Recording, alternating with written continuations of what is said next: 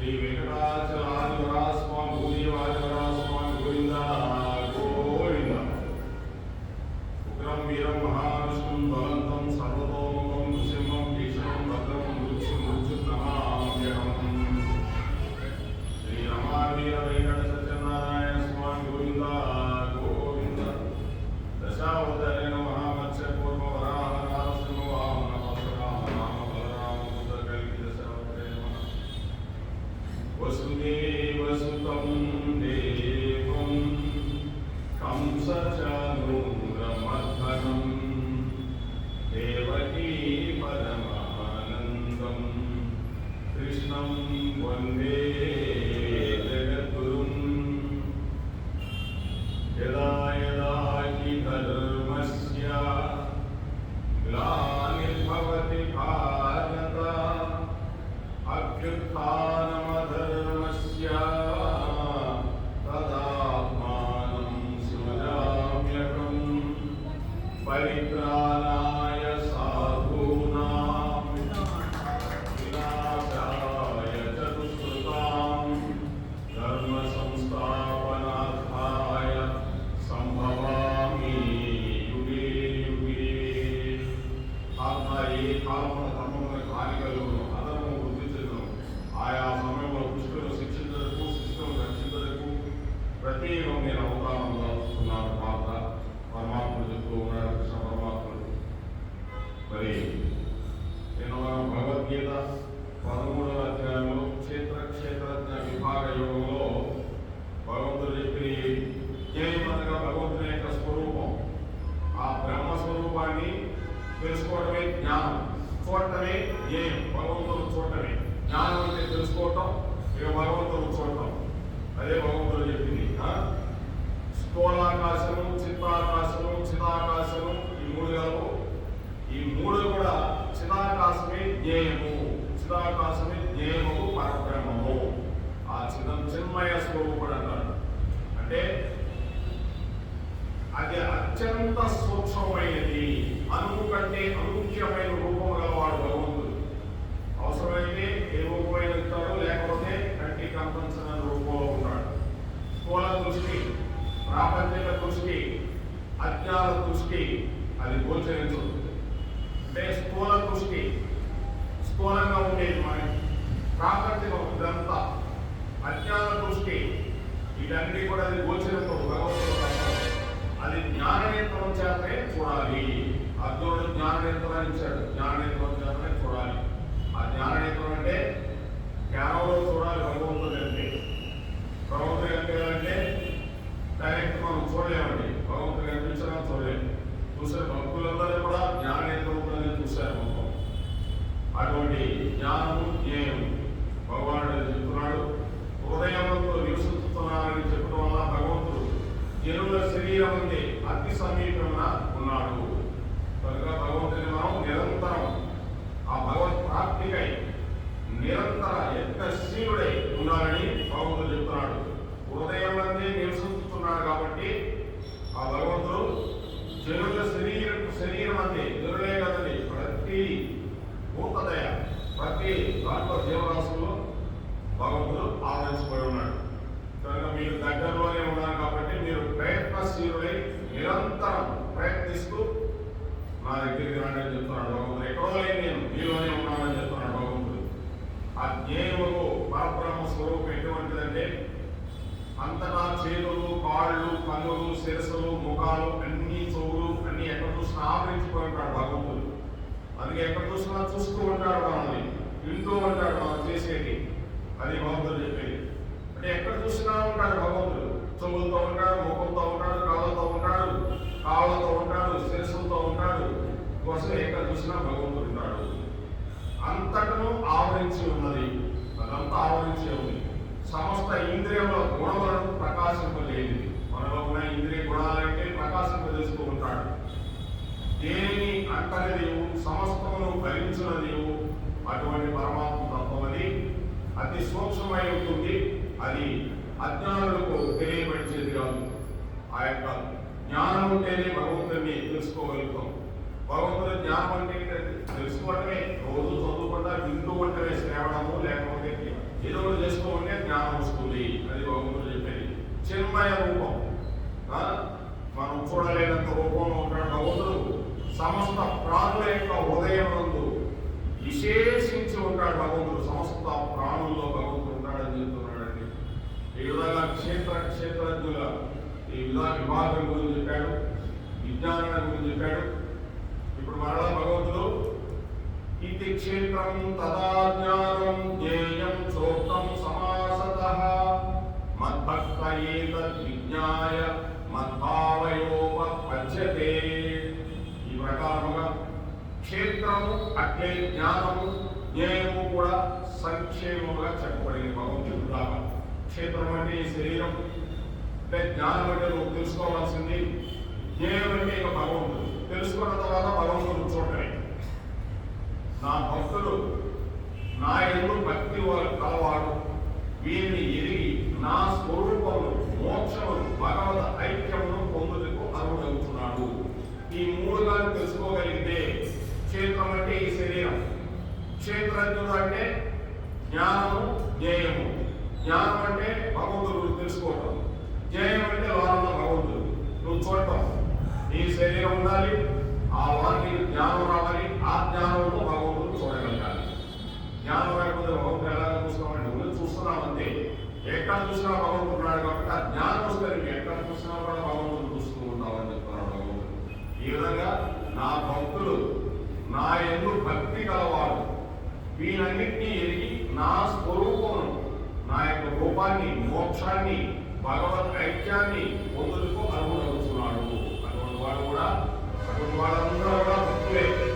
ఈ విధంగా తెలుసుకుంటే వాడు మోక్షానికి అర్హుడవుతున్నాడు. మోక్షం అంటే ఏమి లేదని తెలుసుకోవడమే, భగవంతుడి గురించి తెలుసుకొని ఆ భగవంతుడు చూడటమే. అదే ఒక రకంగా జ్ఞానం గురించి ధ్యానానికి వెళ్ళడమే, భగవంతుని అలా చూస్తూ ఉండమే. అది భగవంతుడు చెప్పేది. మద్భక్త ఏతద్ విజ్ఞాయ, నా భక్తుడు దీనిని తెలుసుకొని అని చెప్పుట వలన భక్తుడు కాని వాడు ఆ జ్ఞానాలు ఎరుగదారుడని. ఎవరైతే ఈ జ్ఞానాలు ఎరగలేని వాడు వాడు భక్తుడు కాని భగవంతుడు చెప్తూ ఉన్నాడు. అటువంటి భక్తుడు తెలుసుకున్న వాడే భక్తుడు అవుతున్నాడు అని చెప్తున్నాడు. తెలియని వాడికి ఏం తెలుస్తుంది, ఏమి తెలియదు. పైన తెలిసిన జ్ఞాన జ్ఞేయుల ఎరుగుటకు పూర్వము ప్రతి వారు భక్తులు కావలసి ఉన్నదని స్పష్టమవుతున్నది. ప్రతి భక్తులు కూడా జ్ఞానము జ్ఞేయము ఈ రెండు తెలుసుకుంటేనే భక్తులు అవుతున్నాడని చెప్తున్నాడు. జ్ఞానం అంటే తెలుసుకోవటమేనండి, భగవంతుడు తెలుసుకోవడమే. భగవంతుడు యొక్క ఆయన యొక్క జన్మ కర్మ ఏవచ్చ, భగవంతుడు యొక్క ఆయన చేసిన యొక్క రూపాలు, ఆయన చేసిన లీలలు, జన్మ కర్మ ఏవచ్చ అర్జున, నా జన్మలో కర్మలు అలౌకికములు తెలుసుకుంటేనే జ్ఞానం. ఆ జ్ఞానం ఏంటంటే భగవంతుడు చూస్తాం అని చెప్తున్నాడు. భగవంతుడు ఏ భక్తుడైనా తెలుసుకోవాల్సిందే అంటున్నాడు. భక్తి అను పుష్పము నుండి జ్ఞాన మనుషులు ఆవిర్భవించరు. భక్తి అను పుష్పము నుండి జ్ఞానము ఫలం ఆవిర్భవించరు. భక్తిలో నుంచే ఆ జ్ఞానం వస్తుందంటున్నాడు భగవంతుడు. కావున ప్రప్రథమన సర్వేశ్వరునిపై సద్గురువులపై అచంచల భక్తి కలిగి ఉండి జప పూజ సంకీర్తనాదులు వారిని ఆరాధించు వారికి వారు కరుణించి జ్ఞాన జ్ఞేయములు ఎదుగుగల బుద్ధి యోగము వసంగలరు. గురువులు ఇప్పుడు గురువులు ఇక్కడ కూర్చున్నారు, ప్రభు గారు, మహారాజు గారు, అటువంటి వాళ్ళ దగ్గర మనం ఆ సర్వేశ్వరుడు గురించి తెలుసుకొని ఆ సద్గురుల యొక్క అచంచల భక్తి కలిగి ఉండి ఆ గురువుల మీద జపము తపము పూజ సంకీర్తనలు ఇవన్నీ మనం ఆరాధించుకుంటే ఆ జ్ఞాన జ్ఞేయములు ఎరిగి బుద్ధి యోగం వస్తుంది. అటువంటి బుద్ధి యోగం ఎవరిస్తారు? గురువులు ఇస్తారని చెప్తున్నాడు. ఆ గురువులను ఆశ్రయించమని చెప్తున్నాడు భగవంతుడు. అటువంటి గురువు ఆత్మజ్ఞానం కలిగిన గురువు. అట్టుగా భగవద్ భక్తి లేనిచో వారెంతటి గొప్ప పండితులైనప్పటికీ కానీ భౌతిక విజ్ఞాన కుశలత్వం కలిగి ఉన్నప్పటికీ ఈ ఈశ్వరీయ విజ్ఞానం ఈ జ్ఞేయ తత్వాలు అనుభవం వారికి కలుగదాలని ఈ శ్లోకం ద్వారా చెప్తూ ఉన్నాడు భగవంతుడు. వారు ఎంత గొప్ప పండితులు ఎటువంటి పండితులైనా కూడా ఈ భౌతిక విజ్ఞాన కుశలత్వం కలిగి ఉన్నప్పటికీ ఈ భౌతికంలో ఉన్న పండితులైన ఏదో రాసుకున్నారు కదా పాండిత్యం, వాళ్ళందరికీ ఈ భౌతిక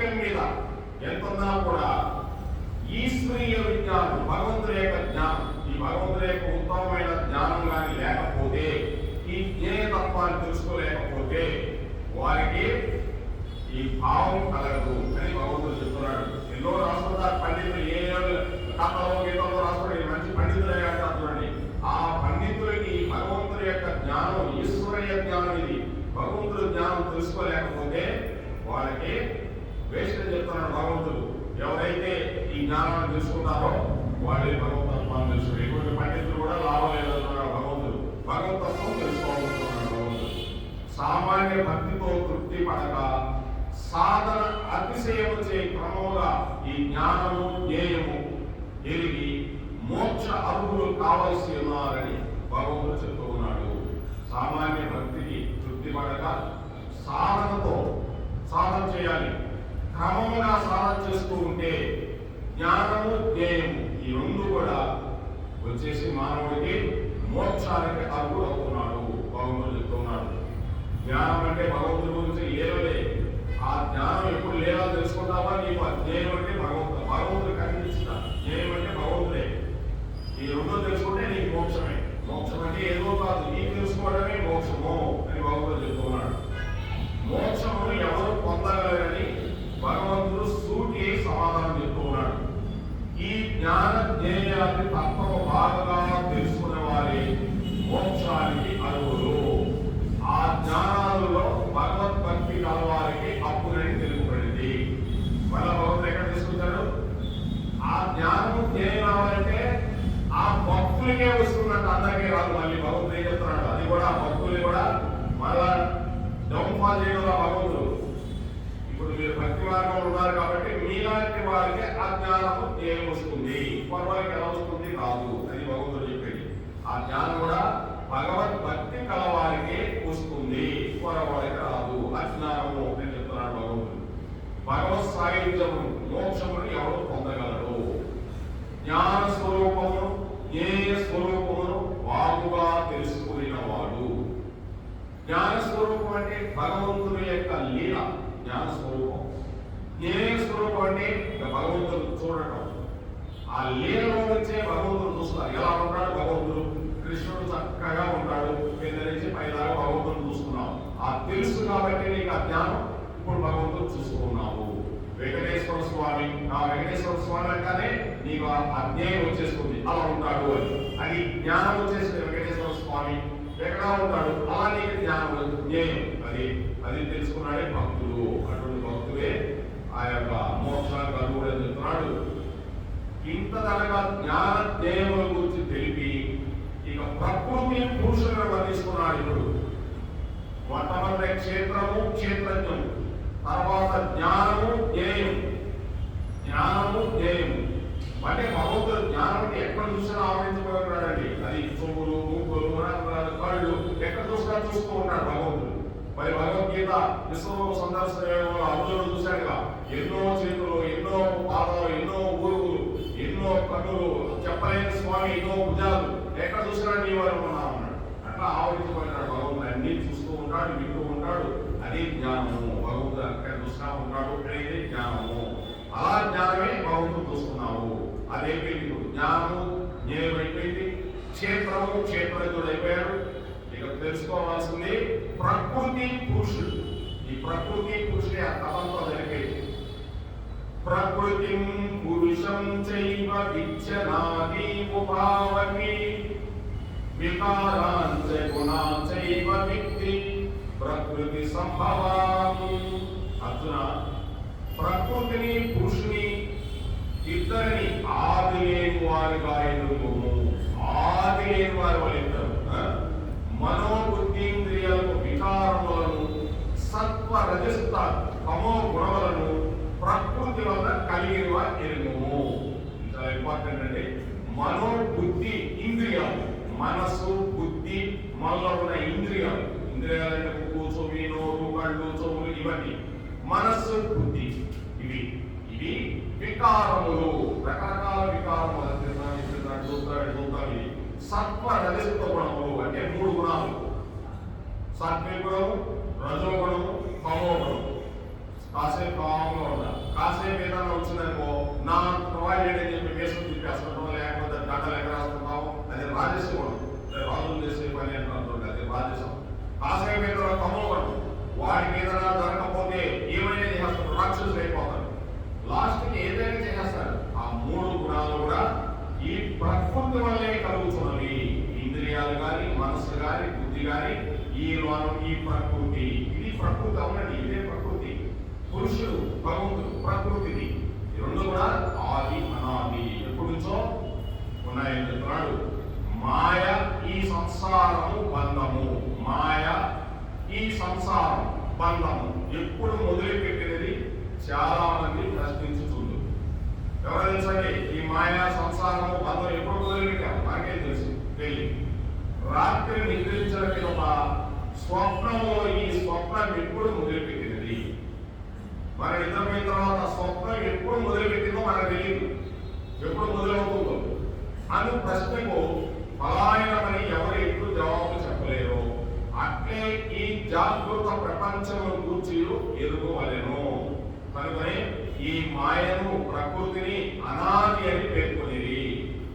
అంటే కళ ఎలాంటిదో నీకు మొదలు తెలియదు, రుచి తెలియదు.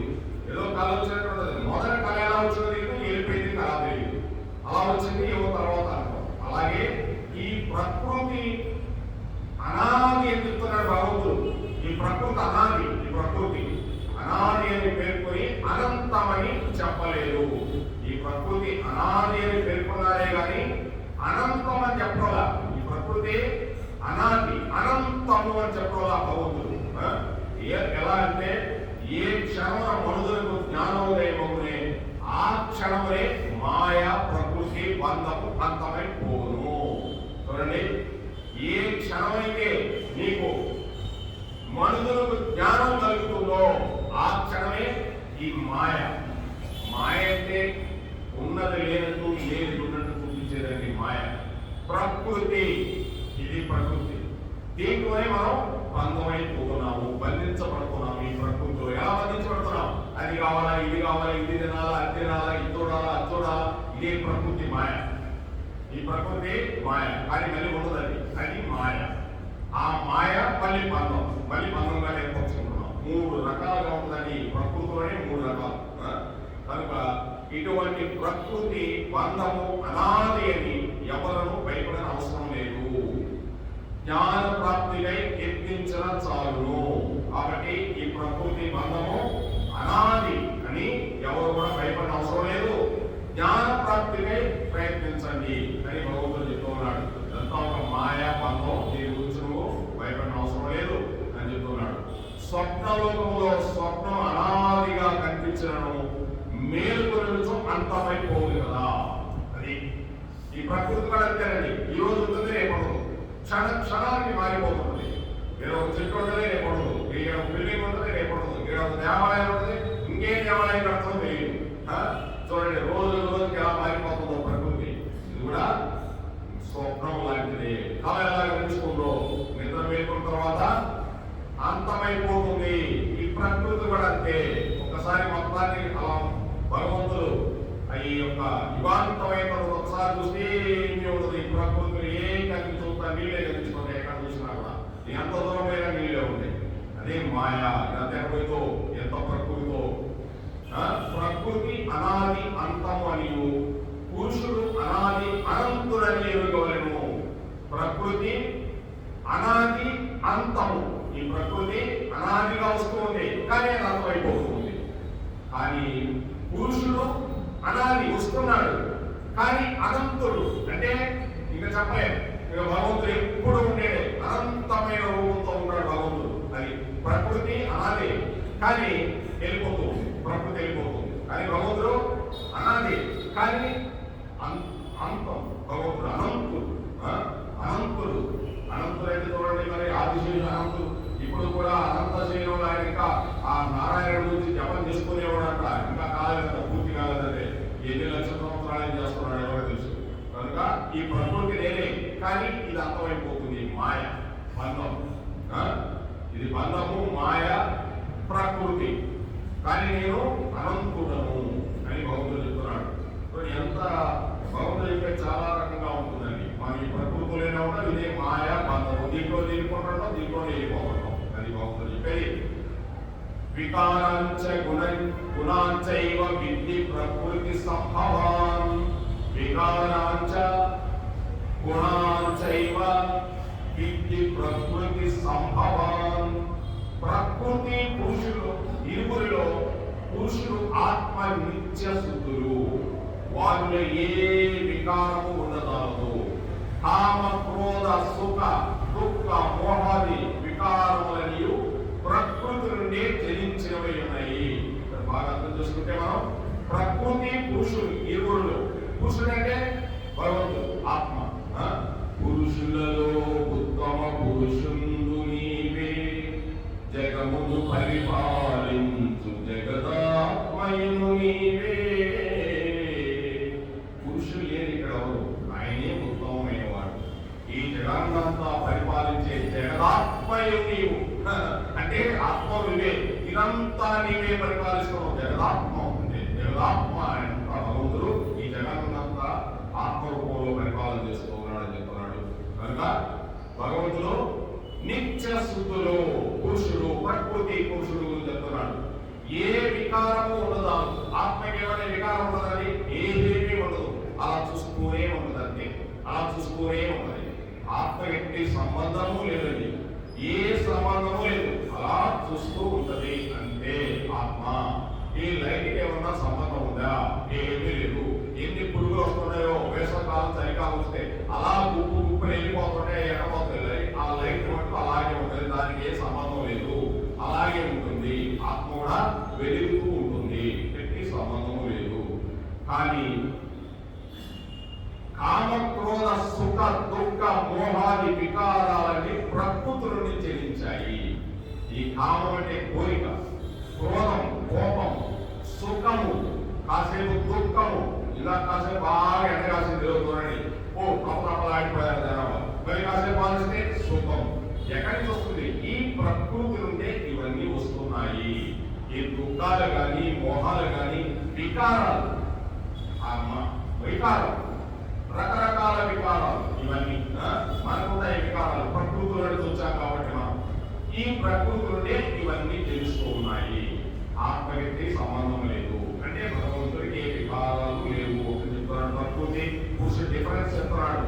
ఈ ప్రకృతి అంటే మనందరం, పురుషుడు అంటే భగవంతుడు. కావున జీవునికి ఈ కామ క్రోధాది వికారములు ఉన్నంత వరకు తానింకను ప్రకృతి ఎందుకు ఉన్నవాడే అనియు బంధ కుదురే అనియు పురుషులకు నిర్వికార పరమాత్మను చేరలేదని ఎరుగవలెను. ప్రకృతి పురుషుడు గురించి ఎంత చక్కగా చెప్తున్నాడు చూడండి. అంటే ఈ కామ క్రోధ వికారాలు ఉన్నంత వరకు నేనింకా ఈ ప్రకృతి అంటే ఉన్నవాడి, ఈ బంధంలో ఉన్నవాడిని అనుకుంటూ ఈ పురుషుడు నిర్వికార పరమాత్మను చేరలేదని తెలుసుకోవాలి. ఇంకా మనం ఈ ప్రకృతిలోనే ఉన్నాం కాబట్టి భగవంతుడు ఇంకా మనం చేరలేదు. జీవుడు ఎక్కువ ప్రయత్నపూర్వకంగా ఈ వికారమును పారతోలి చిత్తమును వాసనాశూన్యముగా భావించుకును, అప్పుడు మాత్రమే బంధ విముక్తిని మనసి పురుషులకు భగవంతుని యందు నివసింపగలడు. జీవుడు ప్రయత్నపూర్వకంగా ఆత్మంతమై వాకు తెచ్చుకోండి. అందరూ ఆత్మ అంటారు, ఆత్మకి శాంతి చేస్తాం, ఆత్మకి శాంతి చేస్తాం. ఆత్మకు శాంతిలు చేయాల్సిన అవసరం లేదు, మనకు శాంతి చేస్తుంది ఆత్మ.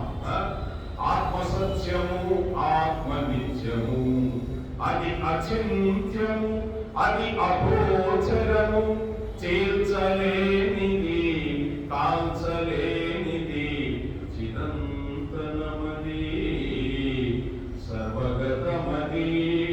ఎక్కడ చూసినా ఉంటది. అందుకే కదా జగదాత్మయేవ నీవే. ఆ పురుషులలో ఉత్తమ పురుషుడు అన్నాడు. ఇంకొక పురుషుడు ఎవరు లేరు ఇక్కడ, అన్నమయ్య గారు అన్నాడు. నీవేనయ్యా పురుషుడు ఎవరు లేరన్నాడు. అటువంటి ఆత్మకి ఎటువంటి వికారాలు లేవని చెప్తున్నాడు. కనుక జీవుడు ఏం చేయాలి? ప్రయత్నపూర్వకంగా ఈ వికారాలని పారతోడుకోవాలి.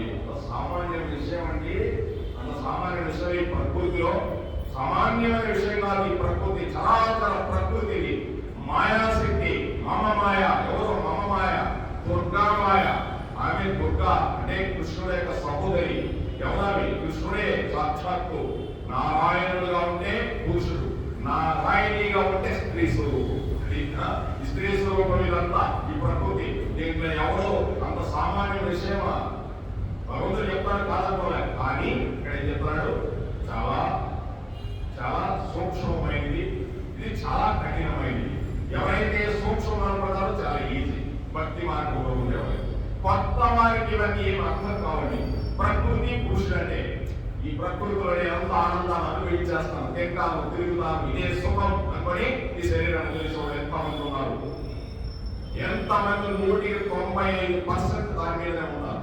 తినడం, తిరగడం, వెళ్ళిపోవడం, ఏముంది ఇక్కడ? ఏం లేదు అనుకుంటారు. కానీ ఎంత తిన్నా, ఏం చేసినా, ఏమి సుఖించినా, నిద్రపోతే ఏమన్నా గుర్తుంటుందా?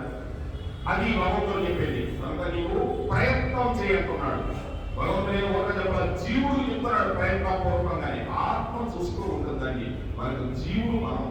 ఆ జీవుడు అంటే మన శరీరం కాదు. శరీరం వేరు, జీవుడు వేరు, ఆత్మ వేరు. ఈ జీవుడే మనము. ఈ జీవుడు ఎక్కడపోయాడయా అంటాడు. ఈ జీవుడు ఎక్కడపోయాడు అంటాడు. కనుక ప్రయత్నపూర్వకంగా ఈ వికారాలను పారద్రోవాలి. వికారాలు అంటే ఏమిటండి? కాస్త నాలుగు రుచిగా ఉంటే బాగుంటుంది, బాగలేదు బాగలేదు. ఇటువంటి అన్ని రకరకాల వికారాలు అంటారు. దీన్ని మనకు ఉంటాయి ఆ వికారాలు, ఆత్మలో జీవుడు ఉంటాయి. కనుక జీవుడు ఈ వికారాలను పారద్రోలి చిత్తమును వాసన శూన్యముగా భావించుకున్నో అప్పుడు మాత్రమే బంధ విముక్తి మనిషి ఆ పురుషుడు భగవంతుని యందు, ఆ కృష్ణ పరమాత్మ యందు వసింపగలడు. ఈ చిత్తాన్ని, ఈ యొక్క వికారాన్ని పారద్రోలి చిత్తం అనే దానికి ఉంటుందని, గుప్తంగా ఉంటుంది ఆ చిత్తం అనేది. ఆ చిత్తమే అన్నిటికీ మూల కారణం. ఆ చిత్తమును వాసన శూన్యముగా గావించుకున్నో. వాసన శూన్యం అంటే ఈ వాసన ఎప్పటి నుంచో మనకి చిత్తంగా గుప్తంగా దాచిపెట్టుకోవాలి. కొన్ని జన్మల నుంచి, ఈ జన్మ నుంచి వచ్చినాయి కాదండి, కొన్ని జన్మల నుంచి దాచిపెట్టుకోవాలని ఈ వాసనలు.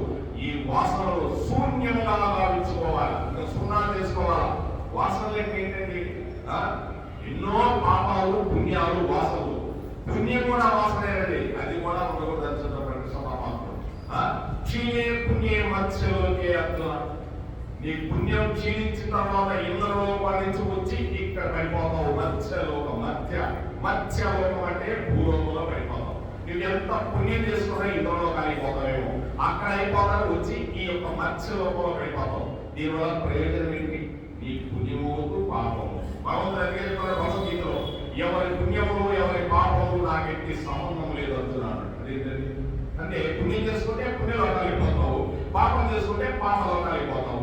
ఏం చేసుకుంటే అది ఇవన్నీ నాకు సంబంధం.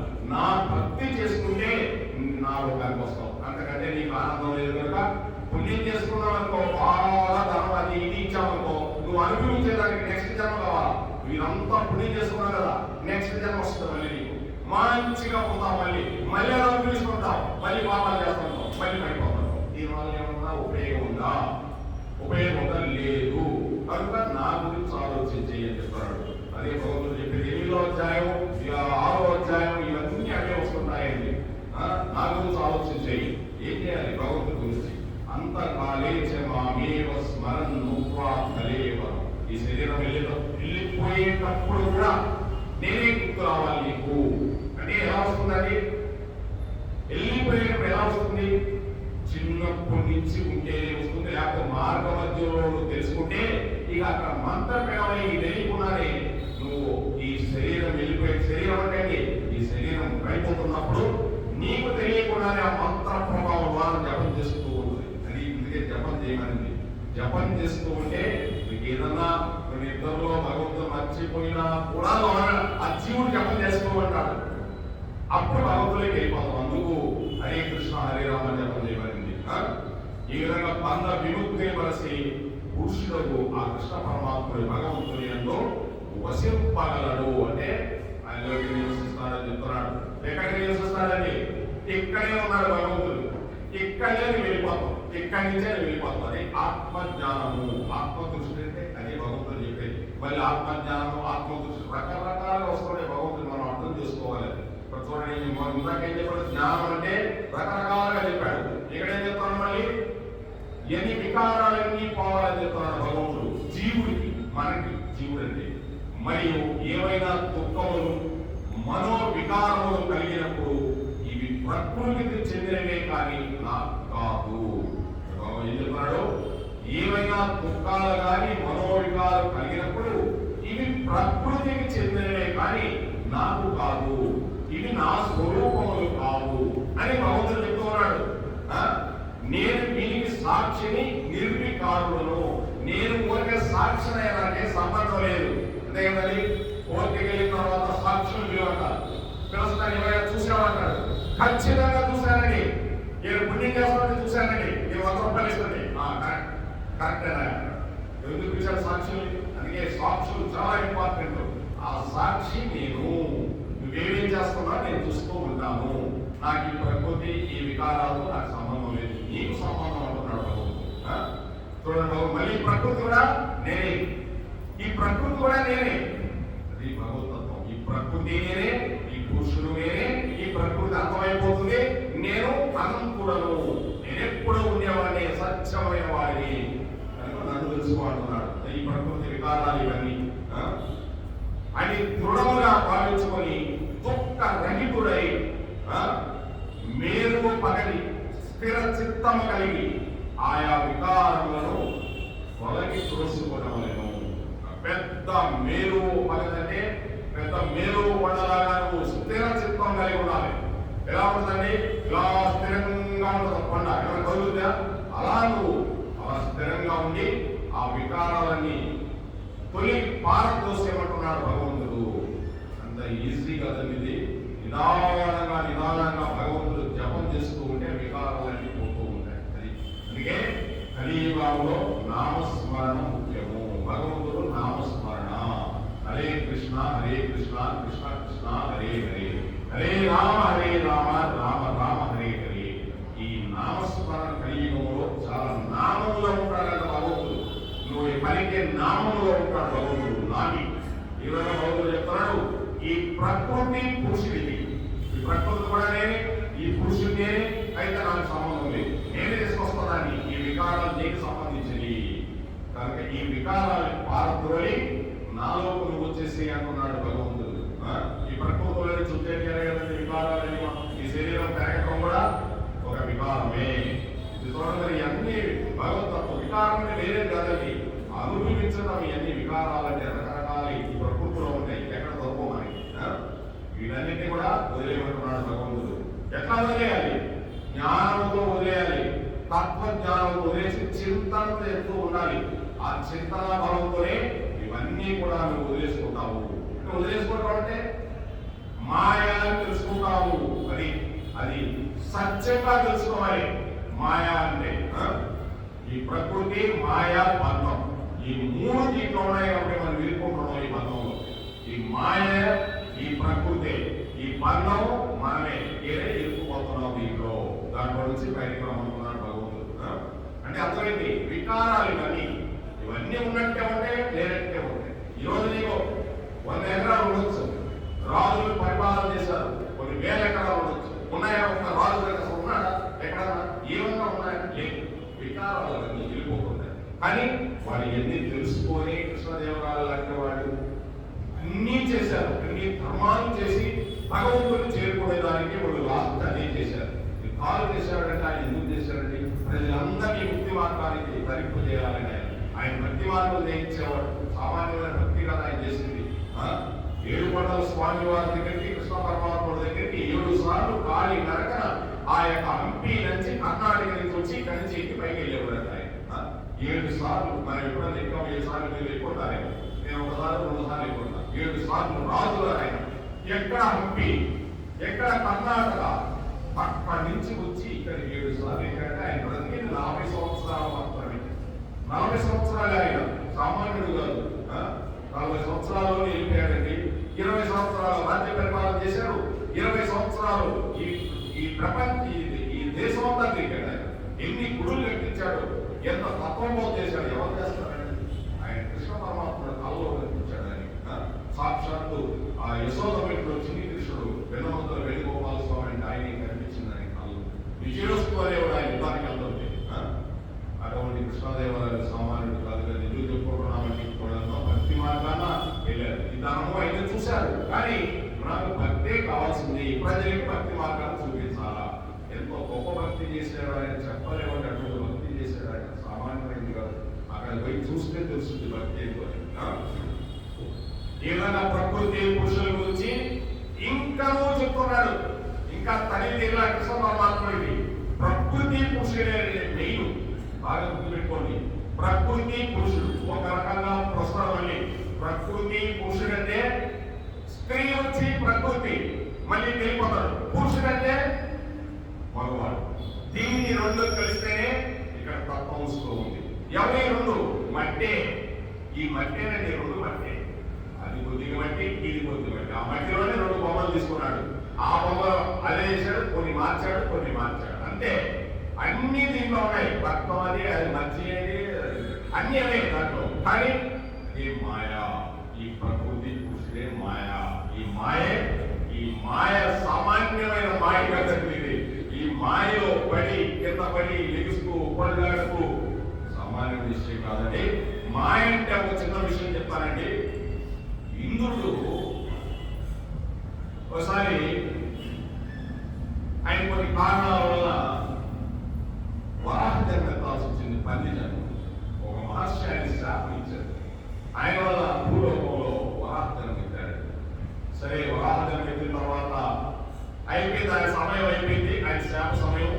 ఇక బ్రహ్మదేవుడు చూశాడు, అయిపోయింది కదా, ఇంకా ఇంద్రలోకం గందరగోళంగా ఉంది, ఈ ఇంద్రుడు ఇంకా ఆలోచింది అని చెప్పి బ్రహ్మదేవుడు వచ్చి ఆ ఇంద్రుడు ఎక్కడ ఉన్నాడంటే పంది రూపం నుంచి బోధలో కొల్లేడున్నాడు. కొల్లేడి ఆయన పిల్లలు ఎంతమంది తెలుసా?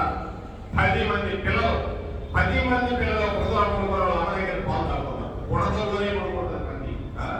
ఆ బురదలో పడుకునే 10 పిల్లలు బ్రహ్మాండంగా పాలు తాగుతుంది. హాయిగా పడుకోవాలి.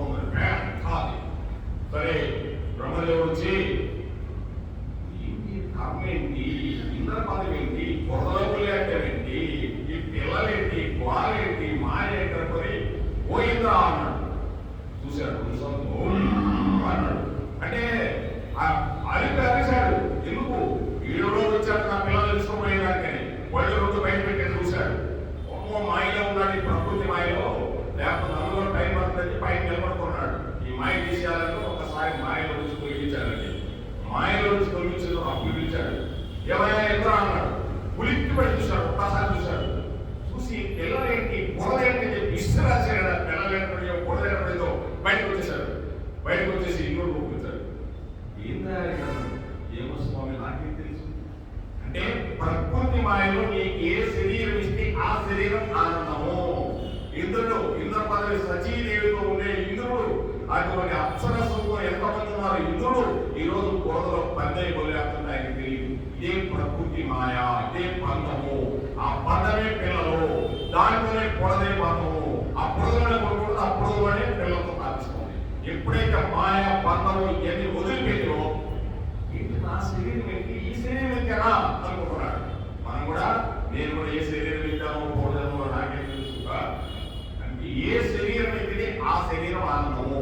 ఒక్కొక్క ఆ శరీరం దానికి ఆనందం, ఏ శరీరం దానికి ఆనందం. అది మాయ. ఈ ప్రకృతి మాయ ఉంటుందని వికారాలు అంటారు దాన్ని. ఆ వికారం అంటే ఈ విధంగా మాయ చాలా గొప్పదండి. కార్యకారణ కర్తృత్వే హేతు ప్రకృతి ఉచ్యతే పురుష సుఖ దుఃఖానాం భోక్తృత్వే హేతురుచ్యతే.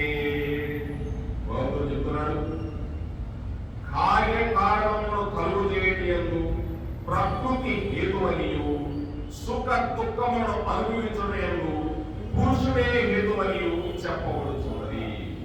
అంటే కార్యము అనగా శరీరము, కార్యము అంటే శరీరము, కారణం అనగా ఇంద్రియ మనో బుద్ధి అహంకారములో కారణము.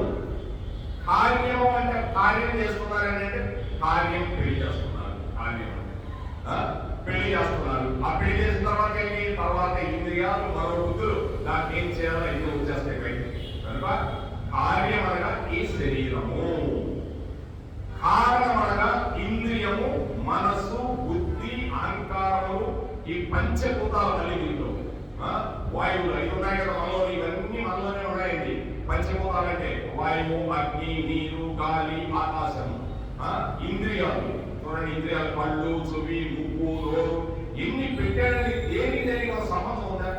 ఈ కన్ను పాటి కన్ను పనిచేయాలి, ముక్కు పాటి ముక్కు పనిచేయాలి, వాసన లేకపోతే ఏముందండి? చెవి పాటి చెవి ఇప్పించాలి, నాలుగు పాటి రుచి చూడాలా, ఎన్ని చూపించాలని ఈ శరీరం ఇచ్చితే మళ్ళీ దానికి చేత ఉండాలా? మళ్ళా మళ్ళీ దీంట్లో గాలి పెట్టాడు, గాలి ముక్కులో చూసేదానికి, మళ్ళీ నీళ్లు పెట్టాడు, నీళ్లు శరీరంలో, మళ్ళీ ఏం పెట్టాడండి? అగ్ని పెట్టాడు, మళ్ళీ భూమి శరీరం పెట్టాడు, ఆకాశం హృదయం పెట్టాడు. 5 రకాలుగా దీంట్లో తిరుగుతూ ఉన్నాయండి. మళ్ళీ ఇంద్రియాలు పెట్టాడు. ఎన్ని పెట్టాడండి భగవంతుడు? పంచేంద్రియాలు పంచభూతాలు పెట్టాడు. శబ్దాది విషయములు వీటన్నిటినీ కలుగు చేయదే ప్రకృతి. ఇవన్నీ కలుగు చేసేదే ఈ ప్రకృతి. ఈ ప్రకృతి అండి మన శరీరంలోనే ఉంది ప్రకృతి. బయట గాలి ఉందా? మనలో ఉంది. బయట వాసన ఉందా? మనలో ఉంది వాసన.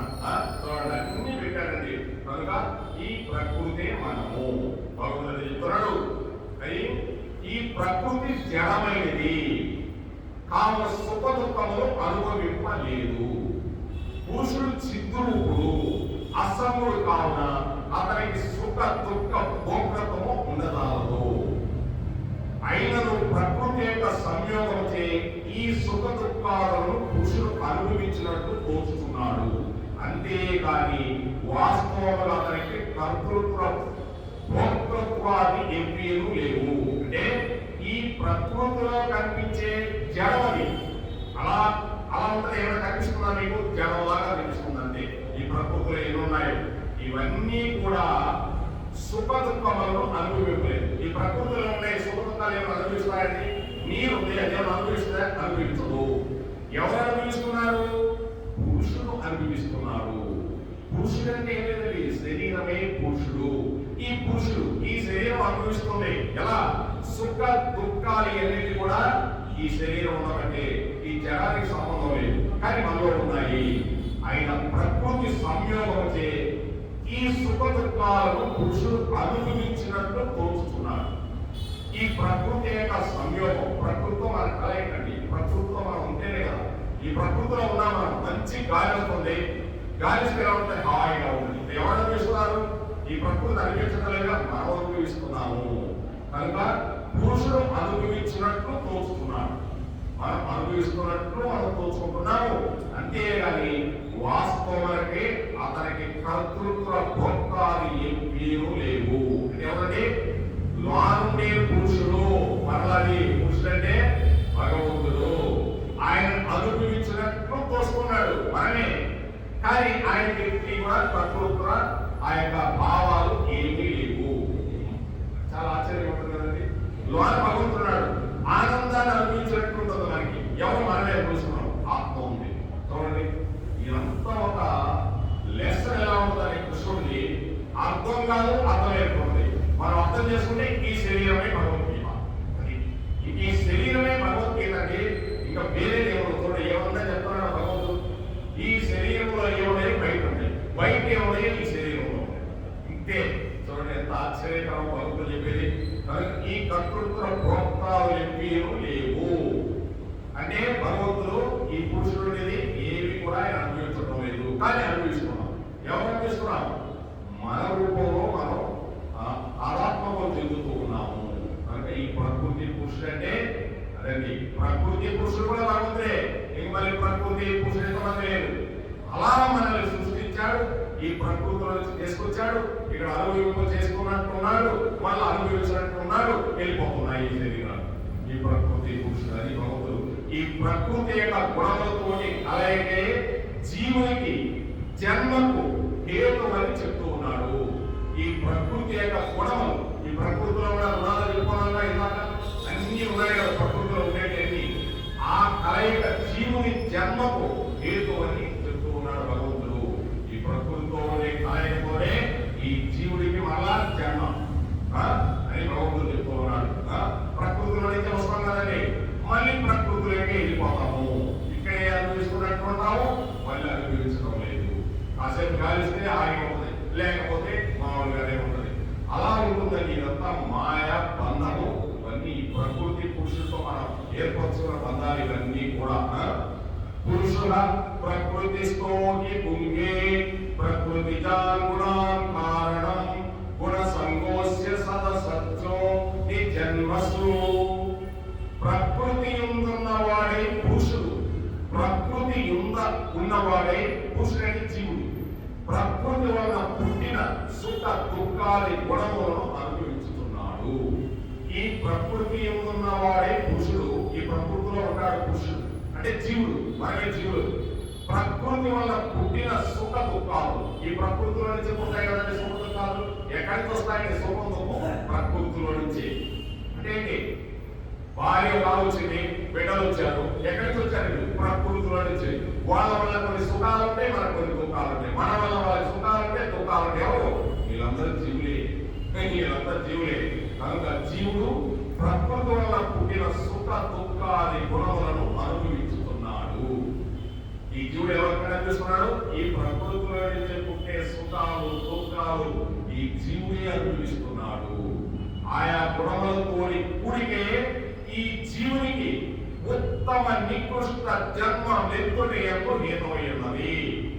ఆయా గుణములు ఈ ప్రకృతిలో వచ్చే గుణాలతోనే కూడిక కలయిక.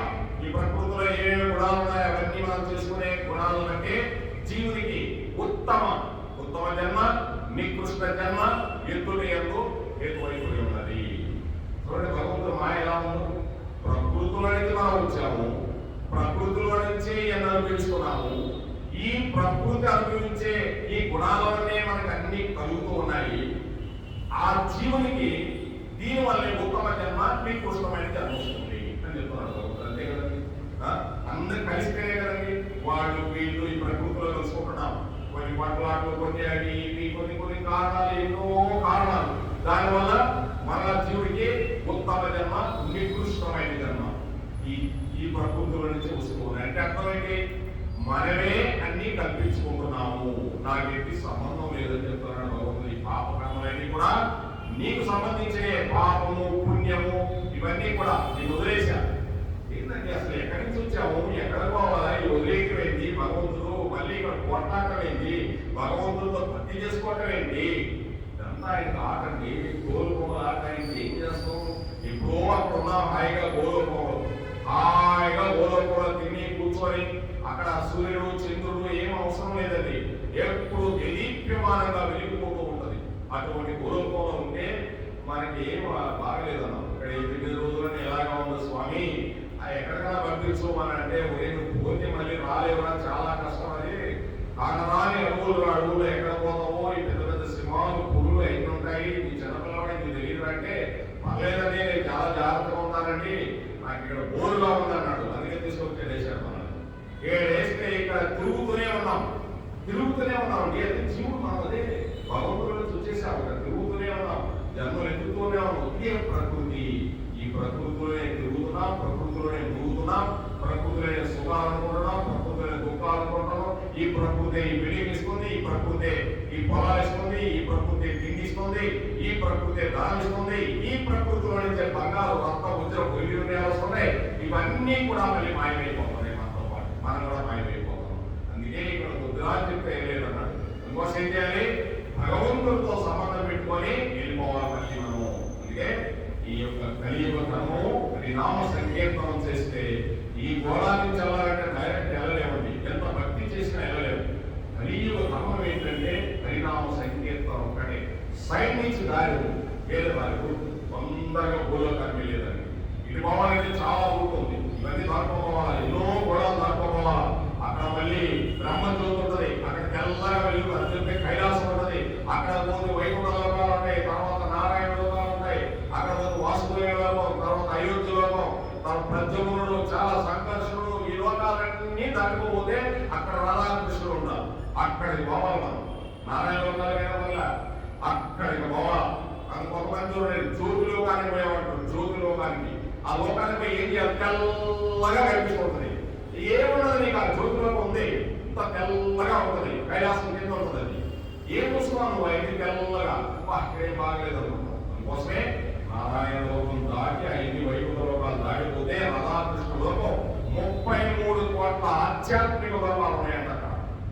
33 కోట్ల ఆధ్యాత్మిక లోకాలు. ఒక్క ఆధ్యాత్మిక లోకానికి ఎంతమంది ఉన్నారో వెళ్ళిపోయినారు. అటువంటి 33 కోట్ల లోకాలు ఉన్నాయట. అక్కడికి వెళ్ళాలంటే హరే కృష్ణ కృష్ణ కృష్ణ హరే హరే, హరే రామ రామ రామ హరే హరే. ఈ మంత్రం వేరే ఊరిలో నుంచి సైడ్ షార్ట్ కట్ లో తీసుకెళ్ళిపోతారు. ఎన్ని రాకపోకుండా ఇటు నుంచి తీసుకోవాలి. అది ఒక పెద్ద స్ట్రక్చర్ భాగవతంలో ఉంది, వ్యాస మహర్షి చెప్పింది. కనుక మనం ఈ యొక్క కలియుగంలో హరినామస్మరణ మించింది లేదు. కనుక ప్రకృతి ఎందున్న వాడే పురుషుడు జీవుడు, మనమే జీవుడు అంటండి. ప్రకృతి వలన పుట్టిన సుఖ దుఃఖాది గుణములను అనుభవిస్తున్నాము. మనం అనుభవిస్తున్నామంటే అంతేనండి. ఇక్కడ అనుభవిస్తున్నామా లేదా? కష్టాలు, సుఖాలు, బాధలు, రకరకాల ఆయా గుణములతోటి కూడికే ఈ జీవునికి ఉత్తమ నికృష్ట జన్మలు వస్తూ ఉన్నాయి అని భగవంతుడు చెప్తూ ఉన్నాడు. హరే కృష్ణ కృష్ణ కృష్ణ హరే హరే, హరే రామ రామ రామ హరే హరే. ఏడుపడవాడ వెంకటరమణ గోవింద గోవింద. రాధే రాధే రాధే రాధే, రాధే కృష్ణ గోవింద రాధే, రాధే కృష్ణ గోపాల రాధే, రాధే రాధే రాధే రాధే, రాధే రాధే రాధే రాధే, రాధే రాధే రాధే రాధే. జై రమా